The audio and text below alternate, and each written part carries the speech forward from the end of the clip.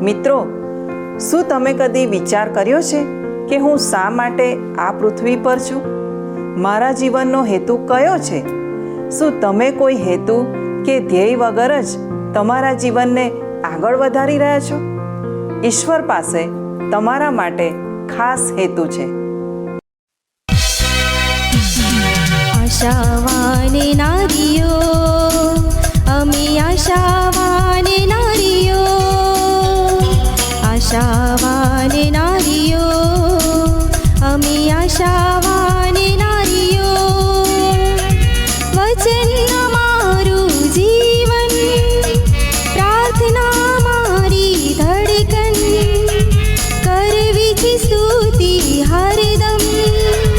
આશાવાન નારીઓ, આશાવાન નારીઓ.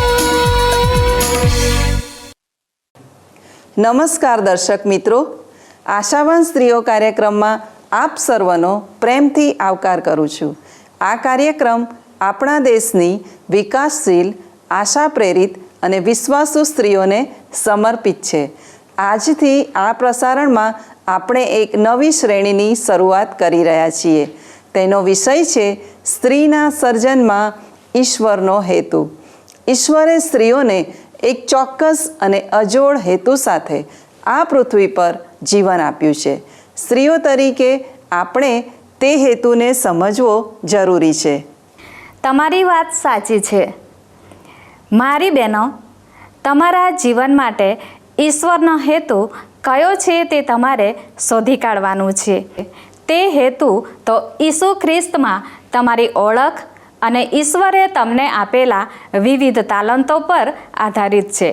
આજના કાર્યક્રમ દ્વારા આપણે તે સમજવાનો પ્રયત્ન કરીશું કે જો આપણે ઈશ્વરની વધારે નજીક જઈશું તો તે આપણને આપણા જીવન માટે તેમનો હેતુ કયો છે તે સમજવા ચોક્કસ મદદ કરશે. વાલી બહેનો, શું તમને ખબર છે કે તમે ઈશ્વરના માટે બહુ વિશિષ્ટ વ્યક્તિ છો? પ્રથમ પુરુષ આદમે કદી પણ સ્ત્રી વિશે વિચાર કે કલ્પના કરી નહોતી, પણ ઈશ્વરના હૃદયમાં તો આરંભથી જ તે હતું. માટે જ ઉત્પત્તિ 2:18 ઈશ્વર કહે છે, માણસ એકલો રહે તે સારું નથી, હું તેને યોગ્ય એવી એક સહાયકારી સૃજાવીશ. તે તો ઈશ્વર હતા જેમને લાગ્યું કે પુરુષને સ્ત્રીની જરૂર છે. તેથી જ ઈશ્વરે સર્જનના કાર્યમાં સૌથી મહત્ત્વનું સર્જન કર્યું અને તે તો સ્ત્રીનું સર્જન હતું. ઈશ્વરે બહુ પ્રેમથી અને કાળજીપૂર્વક સ્ત્રીનું સર્જન કર્યું. સ્ત્રીના સર્જનની અજોડતા એ તો ઈશ્વરના હેતુ અને રચનાનું એક પ્રતિબિંબ છે.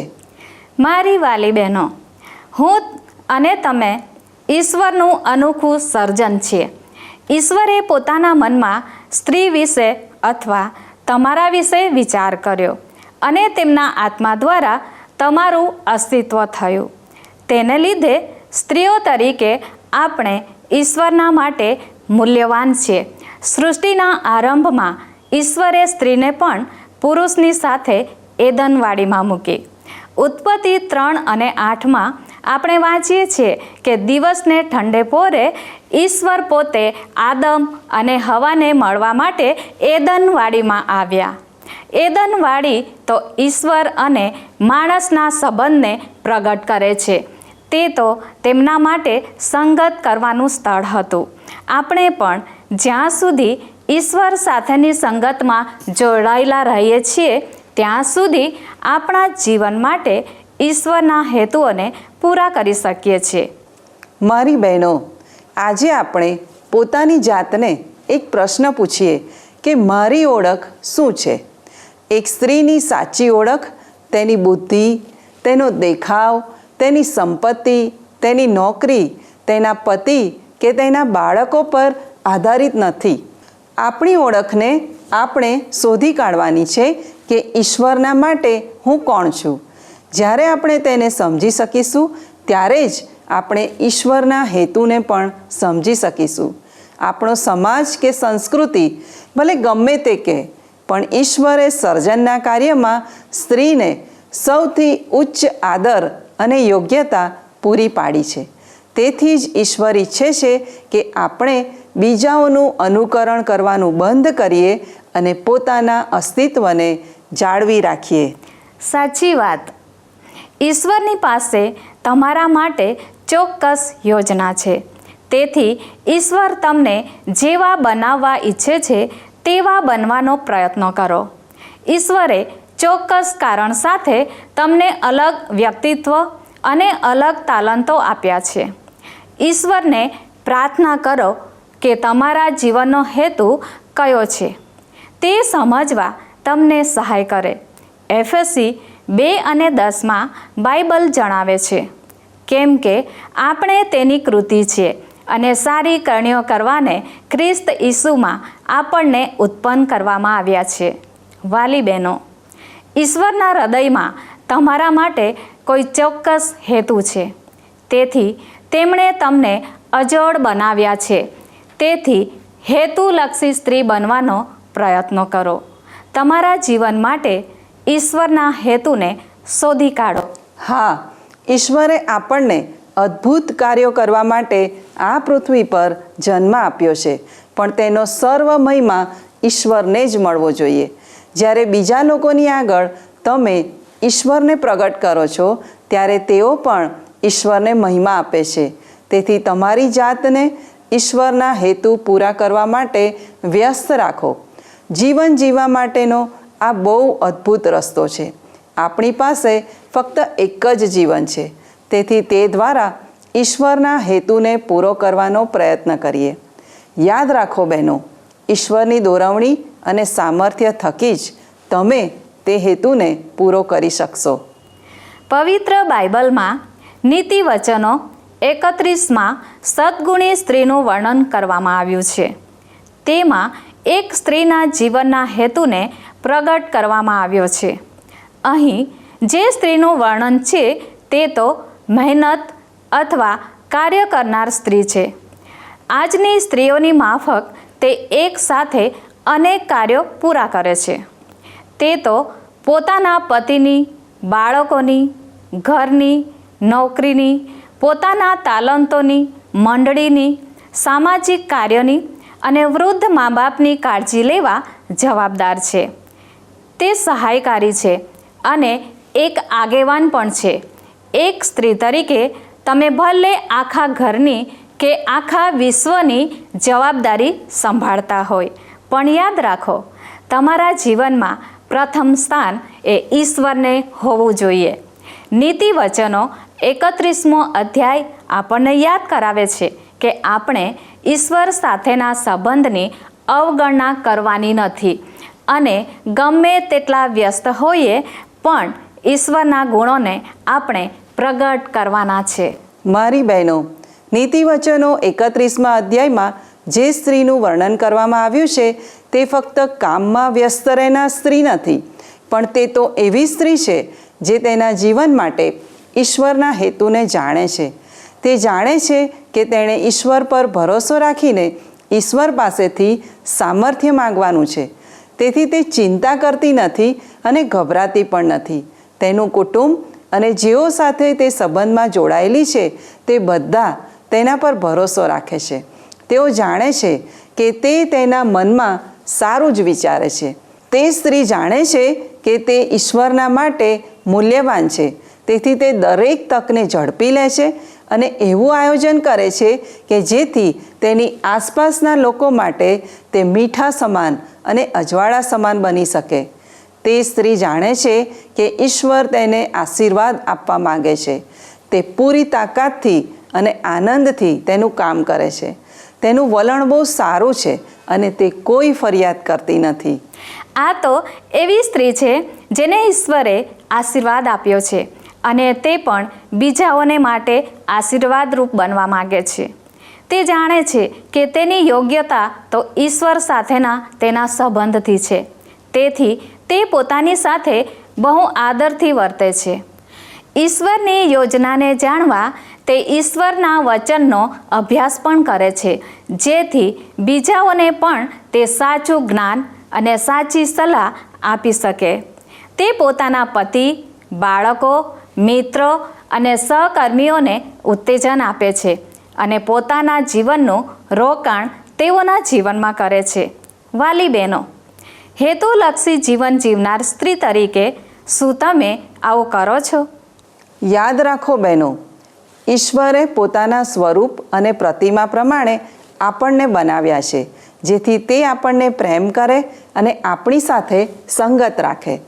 આપણે ઈશ્વરના ચારિત્ર્યને આપણા જીવન દ્વારા પ્રગટ કરવાનું છે. આપણા ગુણો દ્વારા આપણે ઈશ્વરને પ્રદર્શિત કરવાના છે. ઈશ્વર જેમ પ્રેમ અને કૃપા દ્વારા પોતાના બધા કામ કરે છે, તે જ રીતે આપણે પણ કરીએ તે માટે આપણી રચના કરવામાં આવી છે. નીતિ વચનો 31મા અધ્યાયમાં લખેલા વચનો આપણને યાદ કરાવે છે કે ઈશ્વરે આપણને જે કાર્ય કરવા માટે પસંદ કર્યા છે તે જ્યારે આપણે કરીએ છીએ ત્યારે આપણા જીવનમાં ઈશ્વરના ચારિત્ર્યનું જે મહત્ત્વ છે તેને આપણે ભૂલી જઈએ નહીં. એટલા જ માટે અહીં જે સ્ત્રીનું ચિત્ર રજૂ કરવામાં આવ્યું છે તેને સદ્ગુણી સ્ત્રી તરીકે ઓળખવામાં આવે છે. જ્યારે તમારે એકસાથે એક કરતાં વધારે લોકોની કાળજી લેવાની હોય અથવા એક કરતાં વધારે કાર્યો પૂરા કરવાના હોય ત્યારે સરળતાથી ઈશ્વર પ્રત્યે બેધ્યાન બની જવાય છે. સાચી વાત ને? તદ્દન સાચી વાત. પણ જો તમે ઈશ્વર સાથે નિકટનો સંબંધ રાખો છો અને ઈશ્વરના જેવા ગુણોને તમારા જીવનમાં વિકસાવો છો તો તમારા દરેક કાર્યો પૂરા કરવા ઈશ્વર તમને સામર્થ્ય આપે છે. મારી વાલી બહેનો, ઈશ્વરની મદદથી તમે આદર્શ દીકરી, પત્ની, માતા, બહેન, કાર્યકર, પડોશી અથવા મંડળીના સભ્યો તરીકેની બધી જ જવાબદારી બહુ સુંદર રીતે અદા કરી શકો છો. દુનિયાવી દ્રષ્ટિએ તમારા કાર્ય થકી તમે તમારી યોગ્યતાને સાબિત કરી શકો છો, પણ ઈશ્વર ઈચ્છે છે કે આપણી યોગ્યતા કેવળ ઈશ્વર થકી જ છે. તે બાબતને આપણે સમજીએ અને સ્વીકારીએ.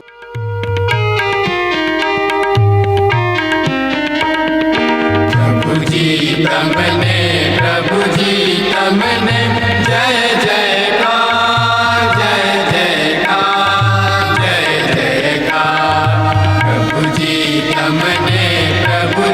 तमने जय जयकार जय जयकार जय जयकार. हमें सृष्टिना सर्जनहार सकल जीवोना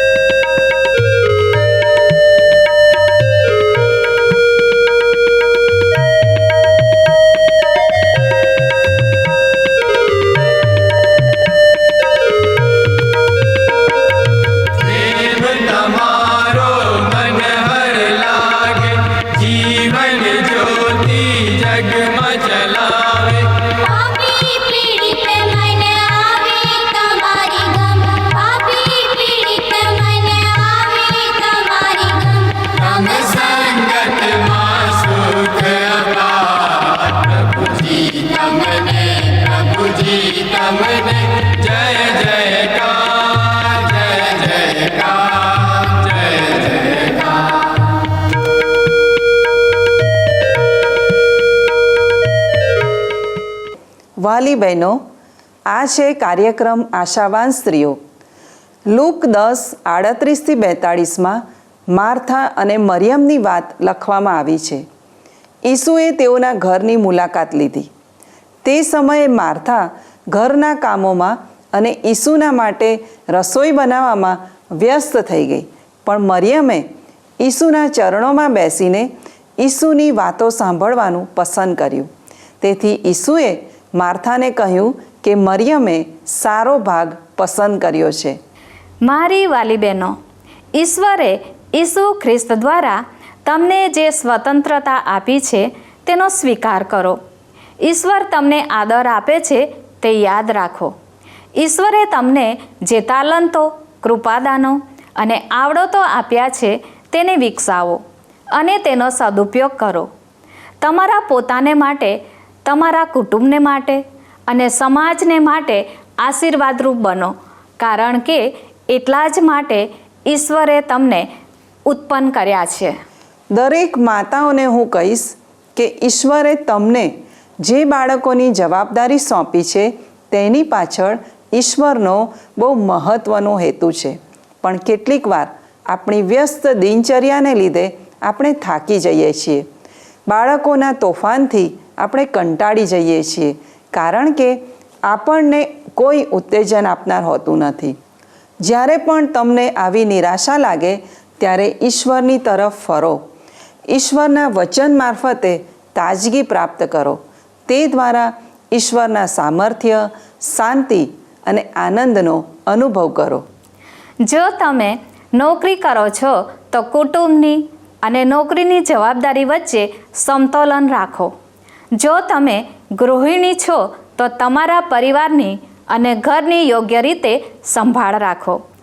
જો તમે તમારા કુટુંબને બહુ પ્રેમ કરો છો અને છતાં પણ કોઈ જગ્યા પર ખાલીપણાનો અનુભવ કરો છો તો તમારા જીવનના હેતુને શોધી કાઢો અને તેને પૂરો કરવાનો પ્રયત્ન કરો. જ્યારે બાળકો નાના હોય ત્યારે આપણો મુખ્ય હેતુ તેમની કાળજી લેવાનો હોય છે, પણ આપણે સંતોષ પ્રાપ્ત કરવા સંઘર્ષ કરીએ છીએ. ઈશ્વર ઈચ્છે છે કે એક પત્ની, માતા અથવા ગૃહિણી તરીકે આપણે કોણ છીએ તે સત્યને સમજીએ. આપણે ક્યાં છીએ અને શું કરી રહ્યા છે તે બાબત મહત્ત્વની છે તે યાદ રાખો.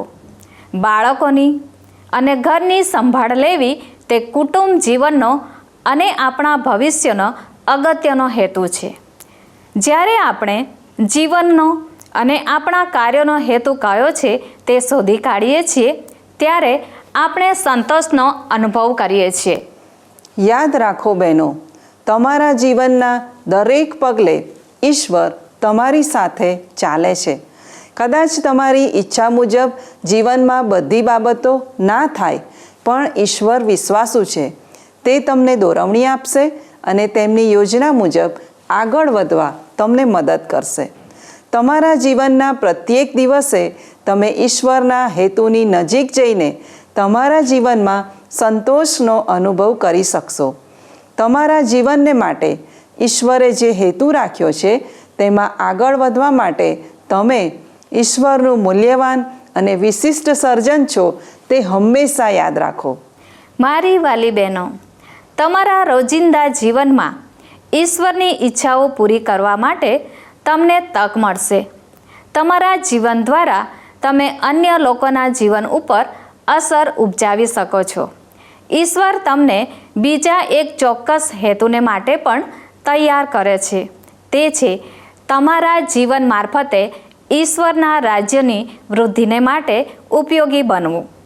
તમારું વ્યક્તિત્વ, તમારા જીવનના મૂલ્યો, તમારી વિવિધ શક્તિઓ, તમારા આત્મિક કૃપાદાનો, તમારી કુદરતી આવડતો, જીવનના વિવિધ અનુભવો અને ઈશ્વરે તમારા હૃદયમાં મૂકેલા વિવિધ સ્વપ્નો મારફતે તમે તે કરી શકો છો. ઈશ્વર સમય અનુસાર પોતાની ઈચ્છા અને યોજનાને વિગતવાર તમારી આગળ જાહેર કરે છે અને તમે ઈશ્વરની દોરવણી અનુસાર તેમાં આગળ વધી શકો છો.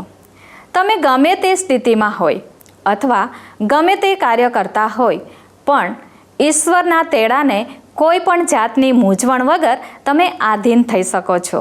મારી વાલી બહેનો, કોઈને ઈશ્વર બાળકોના ઉછેર માટે પસંદ કરે છે તો કોઈને તેમની સેવાને માટે પસંદ કરે છે.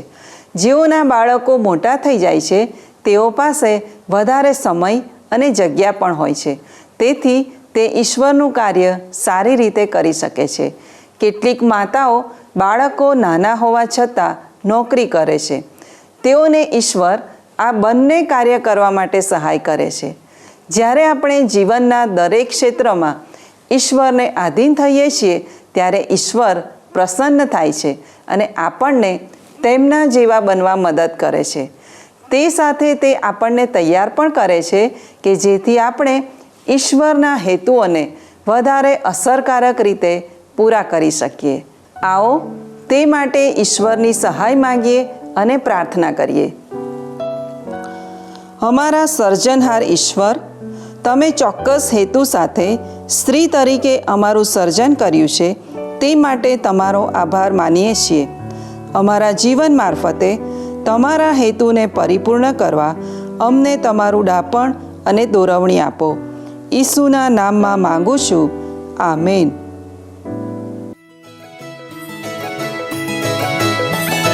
સર્જન અનોખું આ સર્જન, ઈશ્વરનું સર્વશ્રેષ્ઠ સર્જન. સર્જન અનોખું આ સર્જન, ઈશ્વરનું સર્વશ્રેષ્ઠ સર્જન. આશીષની ભેટ છે, સર્વમાં શ્રેષ્ઠ છે સ્ત્રી રૂપી આ સર્જન. આશીષની ભેટ છે, સર્વમાં શ્રેષ્ઠ છે સ્ત્રી રૂપી આ સર્જન. સર્જન અનોખું આ સર્જન, ઈશ્વરનું સર્વશ્રેષ્ઠ સર્જન. સર્જન અનોખું આ સર્જન, ઈશ્વરનું સર્વશ્રેષ્ઠ સર્જન.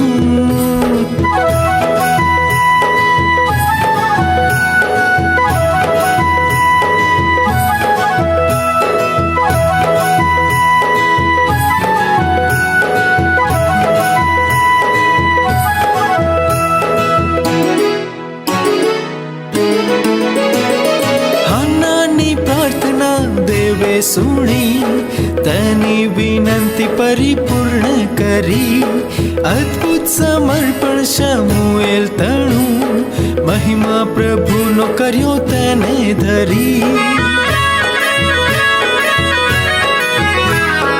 હાનાની પ્રાર્થના દેવે સુણી, તેની વિનંતી પરિપૂર્ણ કરી. અદ્ભુત સમર્પણ શમુએલ તણું, મહિમા પ્રભુનો કર્યો તેને ધરી. મહિમા પ્રભુનો કર્યો તેને ધરી. સર્જન અનોખું આ સર્જન, ઈશ્વરનું સર્વશ્રેષ્ઠ સર્જન.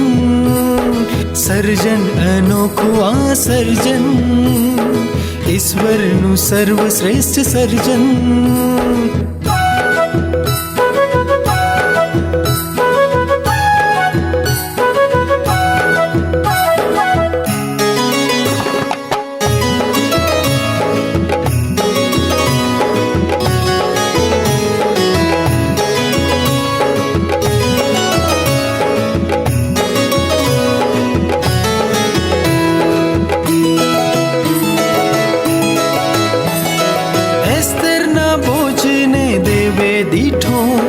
સર્વમાં તેને શ્રેષ્ઠ કીધી.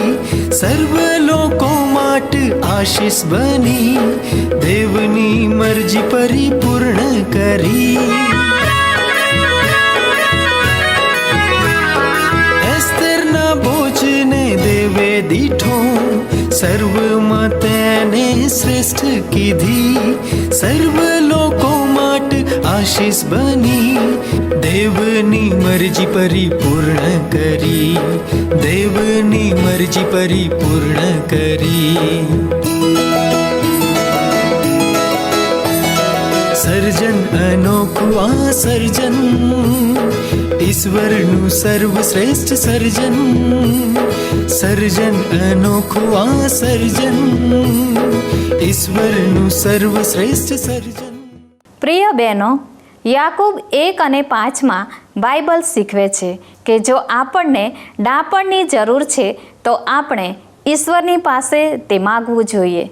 તમારા પ્રશ્નો જટિલ હોય કે સરળ હોય, ઈશ્વર હંમેશા તમારી સાથે રહીને તમને મદદ કરે છે જેથી તમે ઈશ્વરના હેતુને પૂરા કરી શકો. મારી બહેનો, આ સમયે જો તમારે ડાપણની જરૂર છે તો તમે ઈશ્વરની પાસે તે માગી શકો છો. તે સાથે ડાપણ પ્રાપ્ત કરવા માટે ઈશ્વરના વચનને વાંચો, તેનો અભ્યાસ કરો અને તમારા જીવનમાં તેનો અમલ પણ કરો. તે સાથે તમારા કોઈ વિશ્વાસુ મિત્ર, કોઈ આગેવાન અથવા સલાહકારની સાથે વાત કરો, જેથી તમને જરૂરી માર્ગદર્શન મળી રહે. જે વિષયમાં તમારે ડાપણ કે દોરવણીની જરૂર છે તેને લગતા પુસ્તકો પણ વાંચો.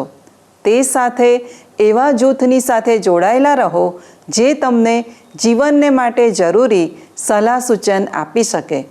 તમારા વ્યસ્ત જીવનમાં તમને આ બધા માટે સમય કાઢવો કદાચ મુશ્કેલ લાગે, પણ તે આવશ્યક છે. સૌથી અગત્યની બાબત, પ્રાર્થના દ્વારા ઈશ્વરની દોરવણી માંગો કે તમારે કેવી રીતે આગળ વધવું તે તમને બતાવે. મારી બહેનો, તમારા જીવનના ધ્યેય નક્કી કરો અને તેમાં આગળ વધવા આયોજન કરો. ગીતશાસ્ત્ર 119 અને 73માં બાઇબલ જણાવે છે, તારા હાથોએ મને ઘડ્યો તથા બનાવ્યો છે, તારી આજ્ઞાઓ શીખવાને માટે મને સમજણ આપ.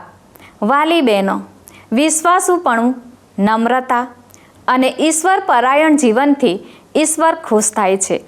તમે જે કામ કરો છો તે દ્વારા ઈશ્વરના હેતુને પૂરા કરો. ઈશ્વરને આદર આપો, અન્ય લોકોની સેવા કરો અને તમારા જીવનમાં સંપૂર્ણ રીતે વૃદ્ધિ પામો. એવી ઈશ્વરની ઈચ્છા છે. જ્યારે તમે તમારા જીવનના હેતુને શોધી કાઢો છો ત્યારે તમારામાં નવા જીવનની શરૂઆત થાય છે. તમારા વ્યક્તિગત જીવનમાં બદલાવ આવે છે. તમે ઈશ્વરની વધારે નજીક રહો છો, જેથી તમારું જીવન બદલાઈ જાય છે અને અન્ય લોકો પર તેની અસર પડે છે. સાચી વાત. જ્યારે તમે ઈશ્વરની વધારે નજીક રહો છો ત્યારે ઈશ્વરના હેતુને પણ સંપૂર્ણ રીતે સમજી શકો છો. તમારા જીવનના વિવિધ ક્ષેત્રોમાં ઈશ્વરના હેતુઓને પૂરા કરવા દ્વારા તમે ઈશ્વરની નિકટતાનો અનુભવ કરી શકો છો. તમે એક ખાસ પ્રકારની શાંતિ અને આનંદનો અનુભવ કરો છો જે ફક્ત ઈશ્વર જ આપી શકે છે. જ્યારે તમારા જીવનથી ઈશ્વરનો હેતુ પૂરો થાય છે ત્યારે એક અલગ પ્રકારનો સંતોષ પણ મળે છે. પણ તે માટે ઈશ્વરના હેતુને સમજવો બહુ જ જરૂરી છે. ઈશ્વર આપ સર્વને તે માટે સહાય કરે એ જ મારી પ્રાર્થના છે. વાલા દર્શક મિત્રો, અમારો સમય હવે પૂરો થવા આવ્યો છે. જો અમારું આજનું પ્રસારણ આપને માટે લાભદાયી બન્યું છે તો તેની જાણ અમને ચોક્કસ કરશો. આપના પ્રતિભાવો અમને આ સરનામા પર મોકલી શકો છો.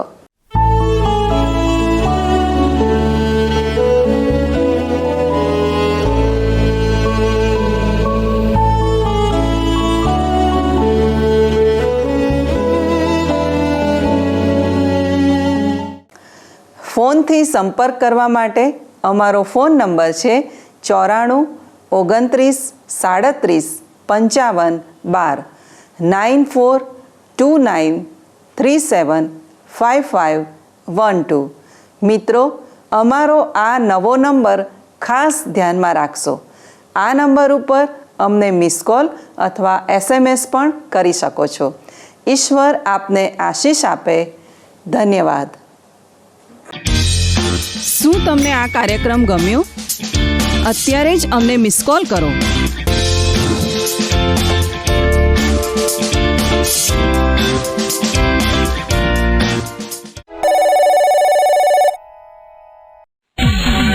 આશાવાદી